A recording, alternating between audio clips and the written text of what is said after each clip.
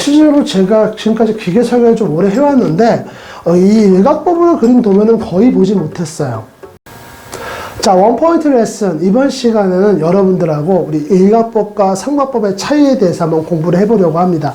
우리 일각법, 삼각법 같은 경우에는 사실 기계 제도에서 다루는 내용이기도 한데, 시험으로 보자 그러면 국가기술 자격시험, 특히 기계제도 기능사, 산업기사, 여기서는 정말로 중요하게 취급하는 내용이고요. 그 다음에 이제 우리 국가기술 자격시험뿐만 아니라 임용시험들, 공무원 시험, 우리 공무원 시험에서도 정말 이제 출제 빈도가 그렇게 높진 않지만 그래도 좀 종종 나오는 부분이기도 하니까 여러분들이 이 부분을 지나가면서 공부하실 기회가 생기신다 그러면은 꼭 제가 지금 말씀드린 내용에 방점을 찍으셔가지고 공부를 하시면 조금 더 효율적인 공부를 하실 수 있을 거라고 생각을 하고 있습니다. 일단 여러분들 일각법과 삼각법에 대해서 제가 먼저 간단하게 소개를 해드리고 그 다음에 이 두 개를 비교하는 문제는 어떻게 나오는지 좀 말씀을 드려볼게요. 일단 일각법하고 삼각법 같은 경우는 이제 투상법의 두 가지 종류입니다. 그래서 일각법 같은 경우는 우리가 가상의 공간을 갖다가 이렇게 4분할로 했을 때 요 1사분면 안에 놓고 우리가 물건을 그렸다, 대상물을 그렸다 그러면 그건 일각법이 되는 거고, 우리가 이제 3, 4분면에 넣고 대상물을 그렸다 그러면 그건 이제 삼각법이 되는 겁니다. 그래서 이 일각법하고 삼각법 같은 경우에는 실제로 우리가 그 도면을 그릴 때 쓰는 그런 기법 중에 하나라고 보시면 돼요. 대신에 이각법하고 사각법은 없습니다. 그래서 여러분들 종종 예전에 보면은 최근에는 이제 그렇지 않아요. 최근에는 이제 모든 시험의 난이도가 이제 좀 이렇게 상향표준화 되다 보니까 그렇지 않은데 과거에 좀 오래전에 시험지를 보면은 시험 보기에 이렇게 이각법이나 사각법으로 나오는 이런 사각법이 나오는 경우가 종종 있었는데, 만약에 앞으로 어떤 여러분들 시험을 보시다가 이각법이나 이 사각법에 대한 얘기가 나오면 그건 오답이니까 그거 제끼시면 돼요. 네. 그런 문제가 정말 나왔으면 좋겠네요. 네. 그래서 이렇게 일각법과 삼각법은 이런 차이점이 있고요. 이렇게 일각법하고 삼각법을 그러면 비교하는 문제는 어떤 문제가 나오는지 좀 설명을 드린다면은, 일단 일각법 같은 경우에는 우리가 대상물, 그러니까 우리가 도면을 그리는 대상물이죠.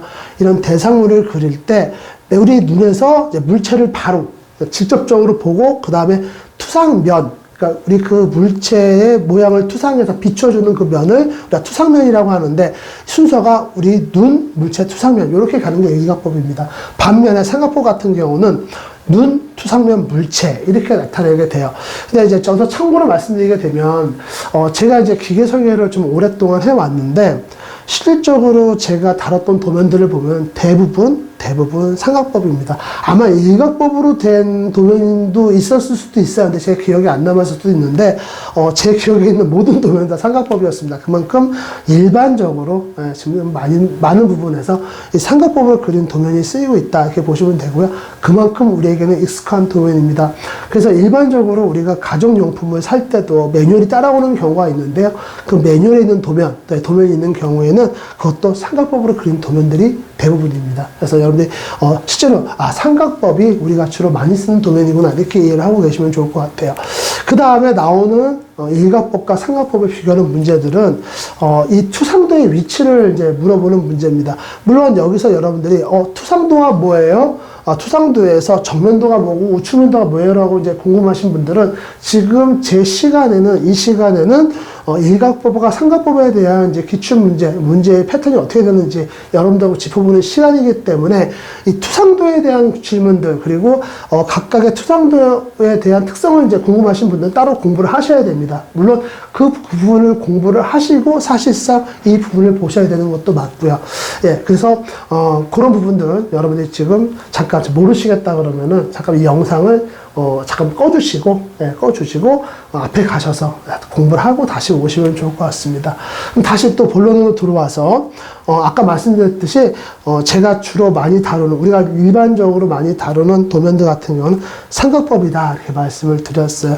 그러면 이 삼각법 같은 경우 어떤 특성이 있는지 보고 그 다음에 거기에 비교해서 일각법을 말씀드리면 좋을 것 같습니다. 자, 우리 삼각법 같은 경우는 물체의 정면이 있으면 그 위를 평면도, 그 위쪽을 그려준 것을 평면도, 아래쪽을 그려주는 것을 저면도 이렇게 얘기를 하고요. 우측에서 본 모양을 그려준 것을 우측면도, 좌측 그림을 그리는 것을 좌측면도, 그 다음에 우리가 보는 이 정면의 뒤쪽, 반대쪽을 갖다 우리가 배면도 이렇게 얘기를 하고 있습니다.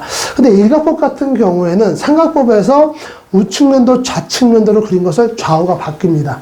좌우가 바뀌어서 우리 삼각법에서 좌측면도에 그렸던 것을 실제로는 우측에 그려주게 되는 이런 놀라운 효과가 일어나게 돼요.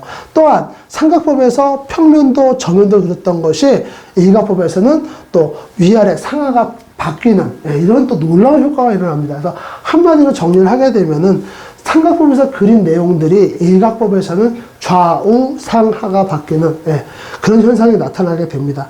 그게 일각법이기도 하고요.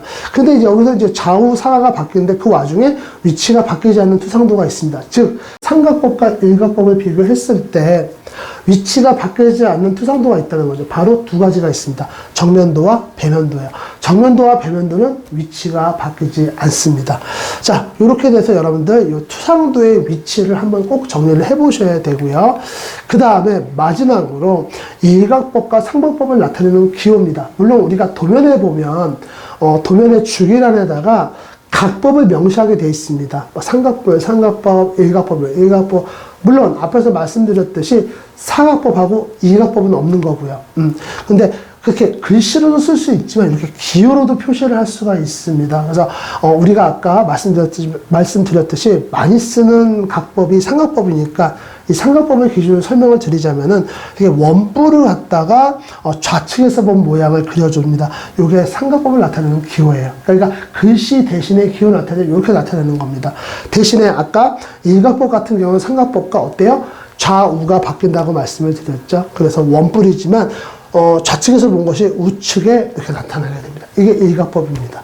이 기호 문제도 정말 잘 나오는 내용이니까 여러분들이 꼭 기억을 해주셨으면 좋겠어요. 자, 마지막으로 정리 한번 해보겠습니다. 일각법과 삼각법을 비교한 문제에서 맨 먼저 여러분들이 주의하실 거, 그리고 꼭 공부하셔야 되는데요. 물체를 투상하는 순서, 이 부분을 여러분 꼭 기억을 해주셔야 될 것 같고요. 그 다음에 여러분들 투상도의 위치, 일각법과 삼각법을 꼭 비교해서 여러분들이 꼭 기억을 해주셔야 되고요. 그 다음에 마지막으로 이 기호를 기억하시고 시험장에 가셨으면 좋겠습니다. 지금 제가 말씀드렸던 내용은 어떤 시험을 보시는지 우리 기회 관련된 시험을 보시는 분들이라면은 시험장 가실 때 반드시 알고 가셔야 될 내용이라 저는 생각을 해요. 그러니까 여러분들 많은 내용 아니고 어려운 내용 아니니까 기억하고 정말 잘 준비해서 가셔서 어떤 시험을 보시든지 좋은 결과를 여러분이 나타냈으면 좋겠습니다. 저희 오늘 기계연금술사가 준비한 영상은 여기까지입니다. 저희 기계연금술사는 대한민국 기계공학도 여러분들을 응원하고 있습니다. 고맙습니다.